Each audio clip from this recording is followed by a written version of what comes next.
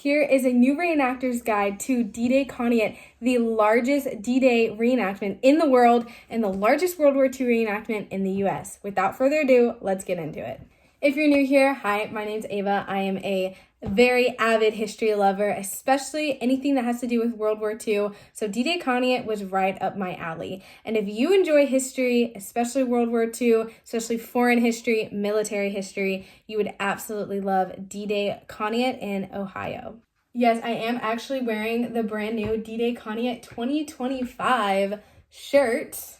And it actually has right here is my coordinator, Miss Lee. She's fantastic. But we're going to get more into that in just a minute. So I originally got into World War II reenacting about a year ago on my birthday. We actually went to a really small reenactment called Remembering World War II in Linden, Tennessee. It was phenomenal. I absolutely loved it. I just came as a spectator, but it was my first time ever experiencing World War II reenacting.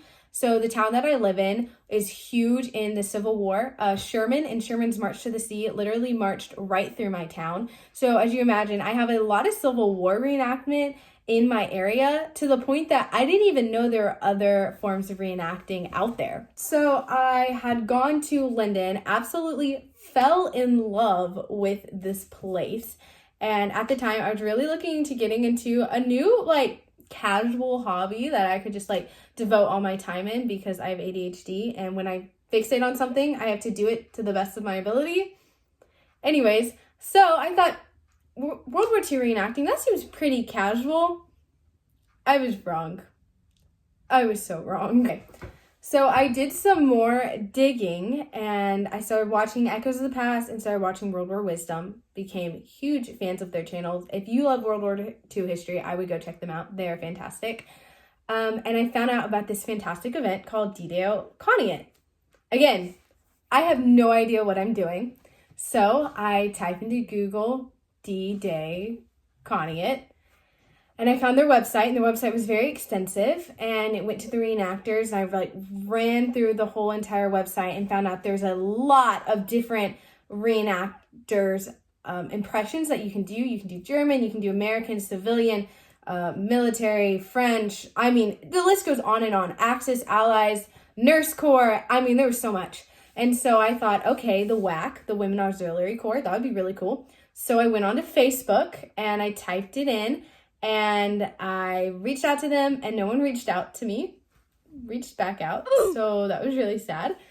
So then I just typed into Facebook, okay, D-Day Conneaut, just to see what happened. And the first group that popped up was D-Day Conneaut French Resistance / Civilians Reenactors Only group. I was like, okay, that's cool. And so I clicked to try and join it. It took about a day and they actually accepted me into the group, and I just put a little post out saying, hey, I don't know what I'm doing, but I would really like to get into reenacting. If anyone could message me and help me out, that would be great.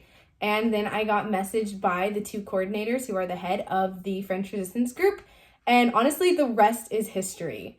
So the way that I got into reenacting is not like this very inspirational story about how I'm just devoted to military history. No, I literally picked the first group that showed up on Facebook when you typed in D-Day Conneaut. So anyways, but I'm really happy with my choice. Now, my advice for you, if you want to get into reenacting and trying to find an impression, what are you interested in? Are you interested in, maybe you have a Canadian heritage, and so you want to do Canadian impression, or maybe you had a dad who served in this division of the military, and so you want to honor that, or something more personal with you. I wouldn't just, pick a random one, kind of like I did. So are you interested in German history or American history? I would just research it and find what you are most interested in, because what you're most interested in is what you're going to put the most time in. As I started researching French resistance, I fell in love with it, and I started learning the language, and I started listening to French music and reading the books and watching all the documentaries, and I fell in love with it. But you're going to have much better of an impression, and you're going to be a better reenactor if it's something that you're already kind of devoted or interested in. So like I said, I did do French resistance / civilian. I did not fight in Marquis, which is the French resistance. I did the civilians because I couldn't get a rifle approved. I had a rifle and it was approved originally, but then it's a long story. It had some Soviet sling attachments, which is not historically accurate.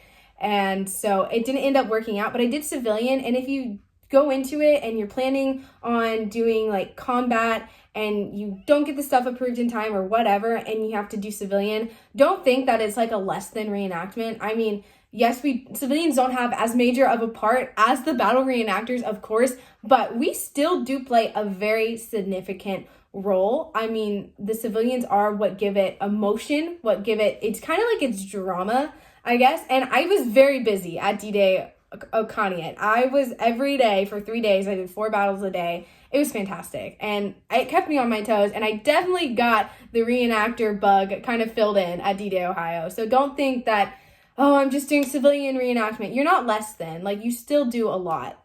So if this is something that you're interested in, here's the things I suggest to do to prepare for DDAY Conneaut or any reenactment in general. So when it comes to your kit is hands down, no questions asked, the most important thing about your entire reenactment, because of course you have to look the part in order to be the part.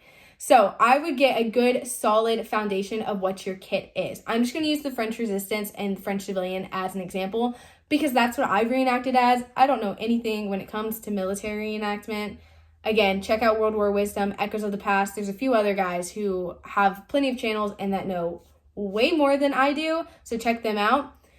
But I would make a list of what is a need versus a want. So, things that your kit, you literally cannot go without. For instance, clothes. Like, I would get down a solid, at least one outfit.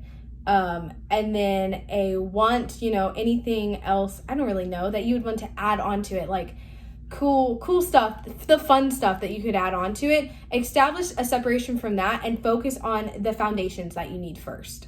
So then I would research as much as possible. When it comes to me, I had to research hair, makeup, or the lack of makeup. What were the shoes made out of? What were the fabrics were going to be? For instance, French, during that time, there was a huge, the Germans had a huge control on leather. So there wasn't a lot of leather, and a lot of the shoes were actually rebounded with cardboard because there was such a shortage of leather. And for instance, fabric type, all of my outfits were made out of cotton because really the only thing that was used was cotton, wool, and maybe rayon.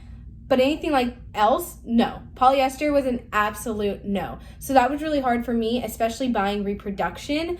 A lot of things are made out of polyester. So I did have to go back and actually make a lot of what I wore. I would also stress quality over quantity, especially if you're doing civilian. I don't care if you've got 50 outfits. If they're all made out of polyester, well, obviously it's not going to work. But if you have 1 or 2 good, solid, historically accurate reproduction kits, a good impression, that is way better than having all of these different things. So when it comes to your gear, authenticity is key. Like I said earlier, I did try to do French Resistance, and I did put a rifle in. It was a 1915 Nagant Mosin rifle. It was pretty accurate, but like I said, I did have Soviet Union slings attachments, and that is not historically accurate to the time. So sadly, I couldn't use it, but at the end of the day, authenticity is what matters. If they didn't have it then, you shouldn't have it now, if that makes sense.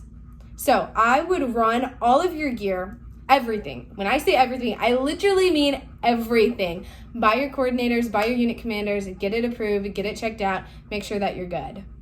By the end of all this, I honestly thought that my coordinators were going to absolutely hate me because I asked so many stinking questions, but I found out that no, they were happy with my kit, happy with the questions, and happy that I came with a good impression. I think they'd rather you ask more questions and have a good kit and represent the group and the unit well than you to ask the very little questions and come in a very poor impression. Now, when it comes to the registration process, obviously registration is extremely important because if you do not get registered, you can't reenact.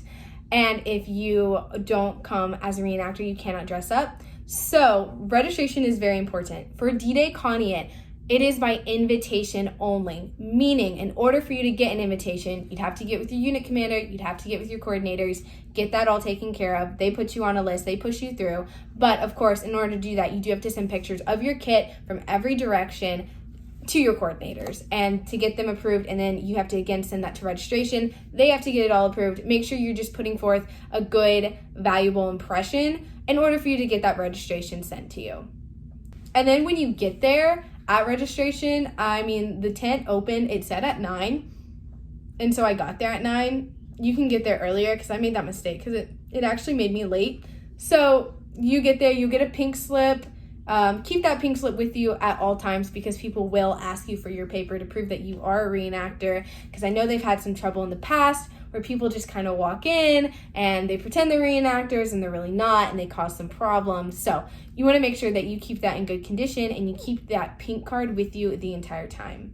If you can, and it's something I'm actually working on, get actual identification papers. So for French, they have there's people in our group who make your own identification papers, which are really cool. And again, that's more of a want versus a need. Again, of course, focus on what you need first, but then add some of that fun stuff. So if you can get things like ration cards or coupons or identification papers, definitely try and do that. That part is really cool, and it just adds more to your impression. Another thing is keep up with your group when they send out more information. I was not the best at that. There have been times I frantically checked Facebook and forgot to have checked it for months and realized that they sent more stuff out. So make sure that you check up on that. All right, another way to prepare is, of course, physically. So if you're staying in the encampment, you're not staying in a hotel, you're actually staying on site, and you got a tent, make sure you know how to put that up, how to take care of all your stuff. Also make sure, according to your health, you are prepared to be running, hiding, ducking, shooting. You have to be prepared. We don't want anybody to die. It kind of takes away from the effect of the reenactment if an ambulance has to come in and take people off. I know a few people did get hurt. Wasn't too bad. I know we had called the ambulance a couple times for heat stroke out on the beaches. But again, if you're doing beach battle, make sure that you are prepared to carry the weight of your uniform and also run through the sand and crawl and wade through the Lake Erie. So just be prepared physically for what you're about to do and understand the physical capacity of it all. Another thing that I would also do is I would practice taking a hit. So of course, when you take a hit, that's of course when you die or you get injured. If you fall slowly or you just practice it. You want to make it look as real as possible. I hadn't done that before, and so when I took a hit, thankfully the grass was wet and I slipped on the grass, so it kind of worked. But if someone takes a hit badly, it just takes away the effect. So practice falling down. Also falling down with your gear on.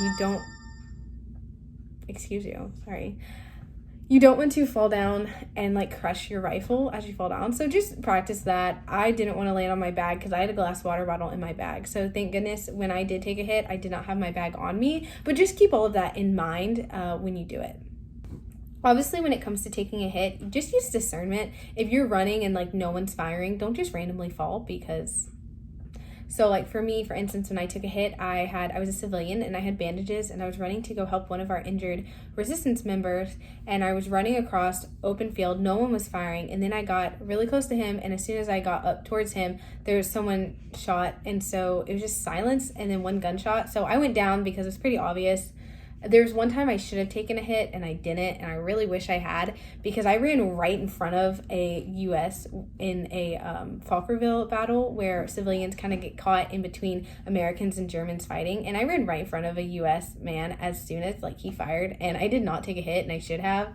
So you look back, and hindsight's always 20/20, but just use discernment and discretion when it comes to taking a hit. You also want to take into aspect who is supposed to win the battle. So for instance, there was one day where France was supposed to completely lose. That's when a whole bunch of us died. The next day, when a whole bunch of us are going to win, if there's already 3 people who have taken a hit and we're supposed to win that day, it might not be the best time to die because we still want to make it look like we've won. So again, use discernment. Here are some Farbie things that I did not pack that I should have. So Farbie is anything that's not historically accurate. Usually keep it hidden from the public. It's things that you need, toothpaste, food, sunscreen.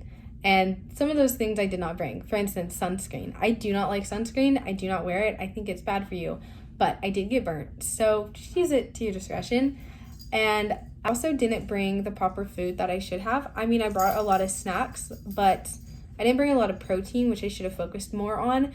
I think I ate a total of 5 meals that week, those 3 days. So take care of yourself, guys. And of course, if you have Barbie items that you need to keep on you, make sure you cover them up. We want to look as historically accurate here. But yeah, sunscreen, if you can find like things that are accurate to the time, that would be great. Like sunglasses, of course you cannot wear modern sunglasses. If you can find vintage reproductions or even vintage original sunglasses, those are great because it is pretty bright. I will say though, they do tend to mess up the photos, but you just have to be careful.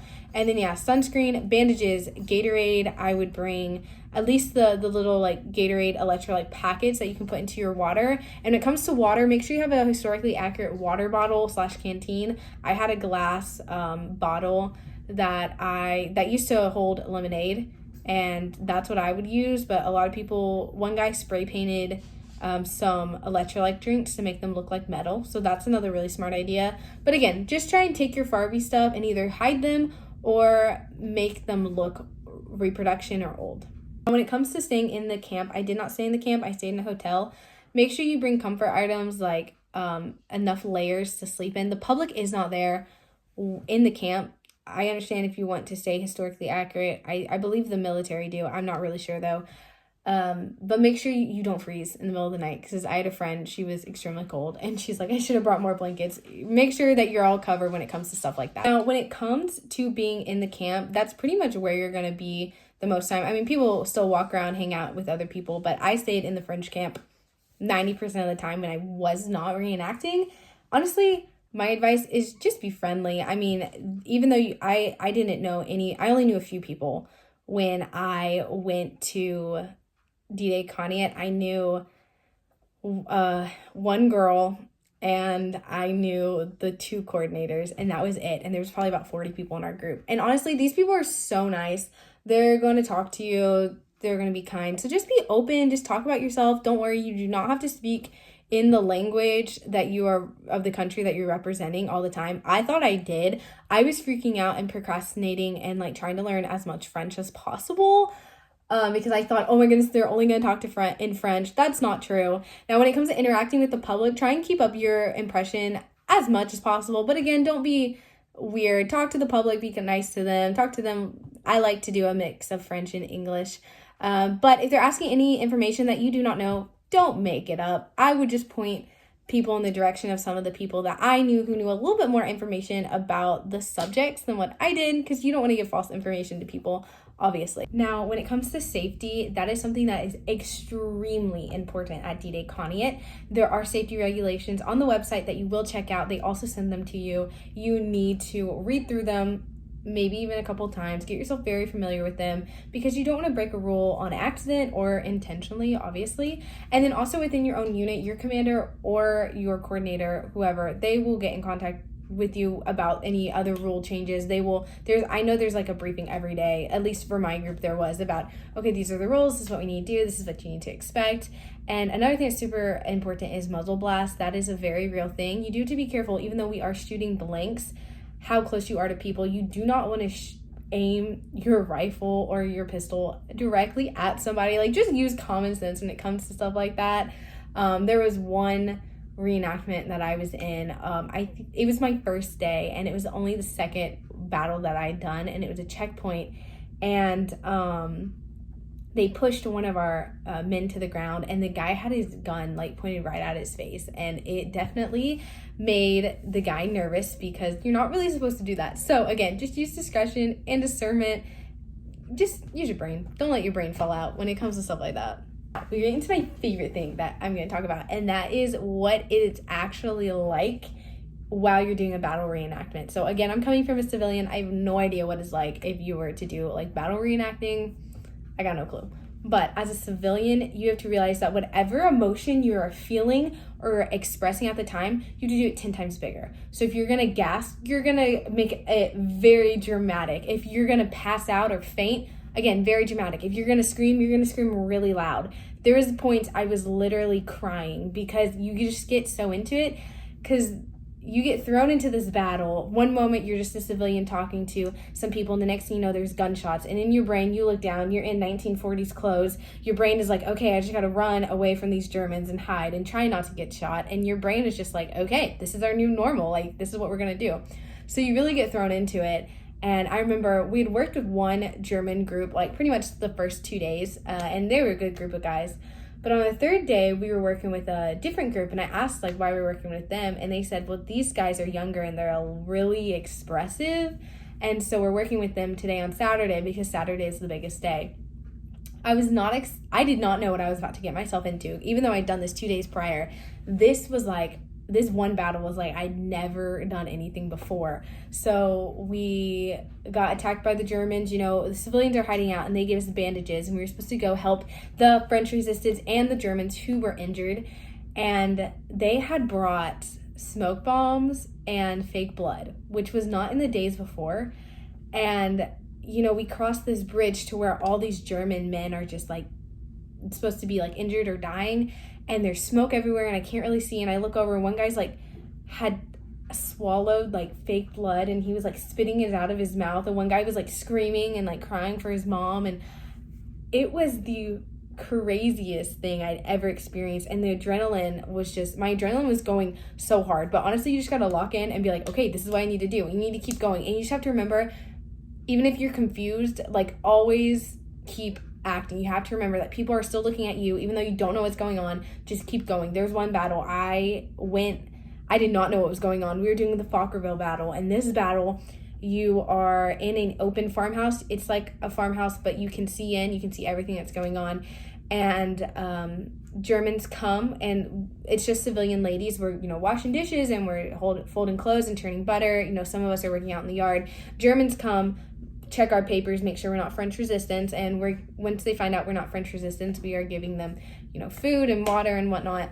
And then the U.S. airborne come in and attack, and the civilians kind of get caught in the crossfire, and it's kind of like a massacre that goes on. And it was the first day, and like there was really not good communication at all. And so I was so confused, and I didn't know what was happening. When they started firing, I didn't know what to do, and I hid underneath the table because I didn't know how I was going to get out there.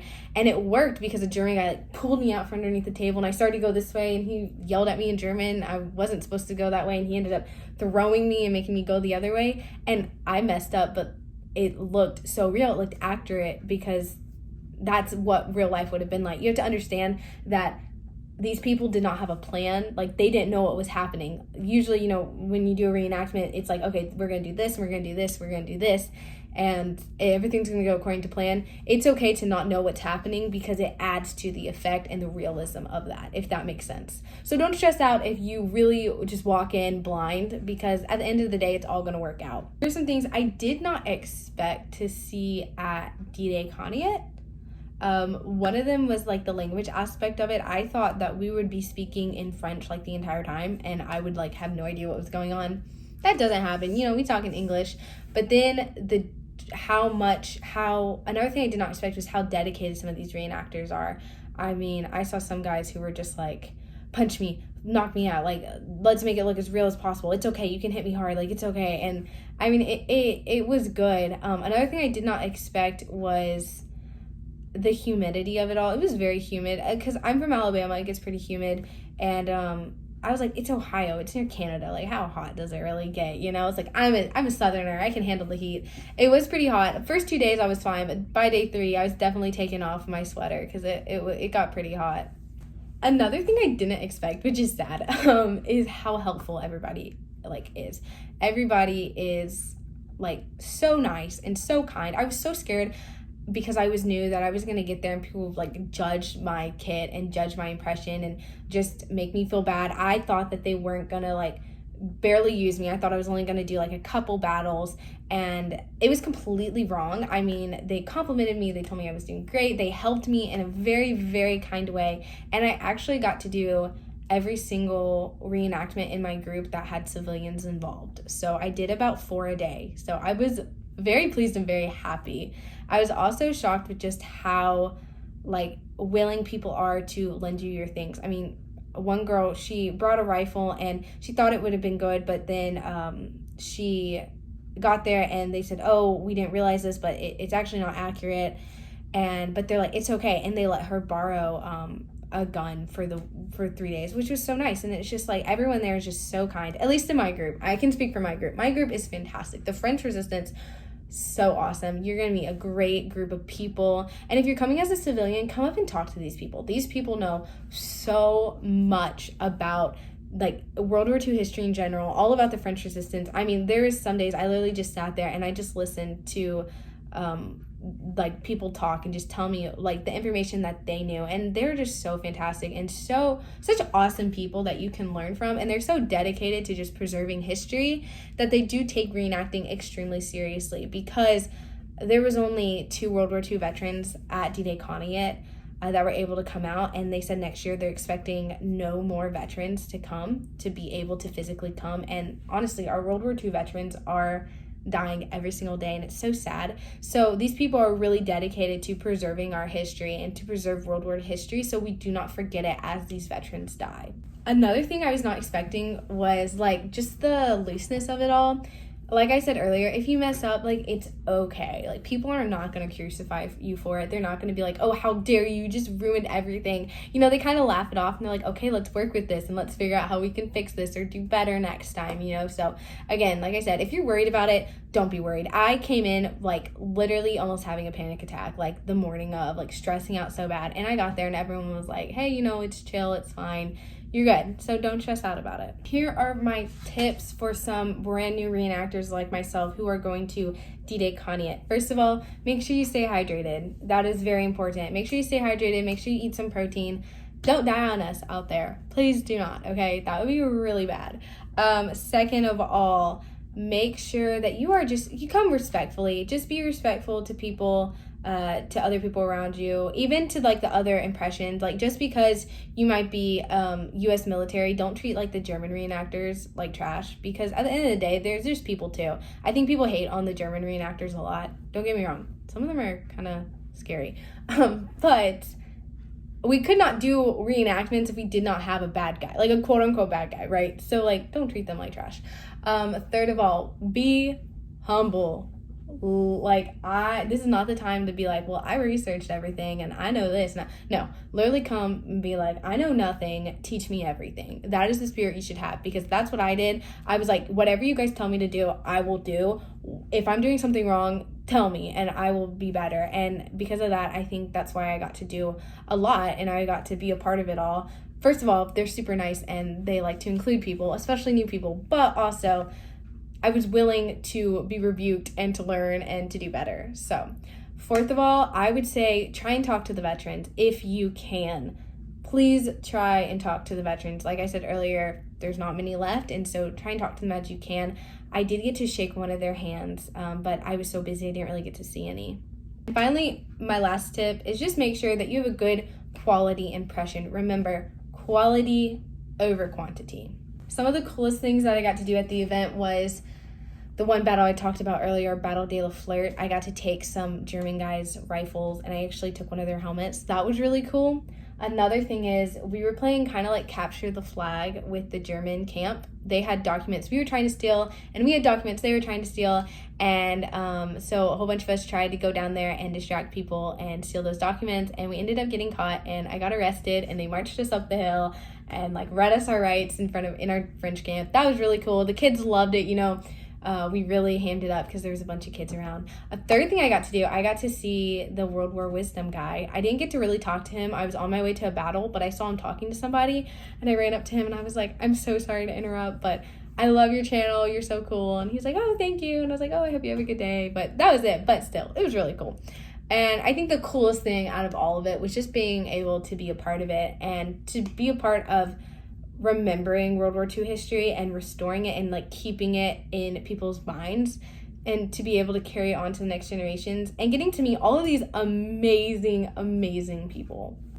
I think the main way it impacted me was just realizing the importance of remembering our history and keeping it and at the forefront of our minds, and just never forgetting what used to happen, what was given up, and what we, I think, tend to take for granted today.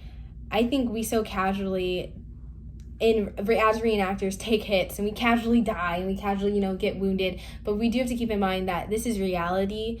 Young men, 18 years old, did really die on Normandy's beaches. So, you know, to keep our nation free from Nazism. And French civilians really did die by German and Marquis fire just because they wanted to have the Germans out of their homeland. And you have to realize that this is very real, and it puts in perspective, your life and the importance of maintaining your freedom and keeping your history so you don't repeat some of its mistakes. Yeah, so I say D-Day Conneaut 2025 was a huge success. I'm definitely coming back next year and every year, hopefully, if I can. Hopefully next year I come back as French Resistance. That would be awesome. I'm looking into getting a Bruni P38 pistol. It's a little easier to hold than a rifle. The rifles are kind of heavy. But yeah, I definitely enjoyed it. I'm definitely coming back. If you like this video, and if you reenacted or went to D-Day Ohio, drop down in the comments, tell me what you loved about it. Maybe if you're new to reenacting, some of the mistakes you made, or if you've been reenacting for forever, give some more tips because I need them too. I'm sure there's a lot of more things that I could have learned and more help that I need. But if you like this video, make sure you like, subscribe, leave a comment down below, and follow for more content.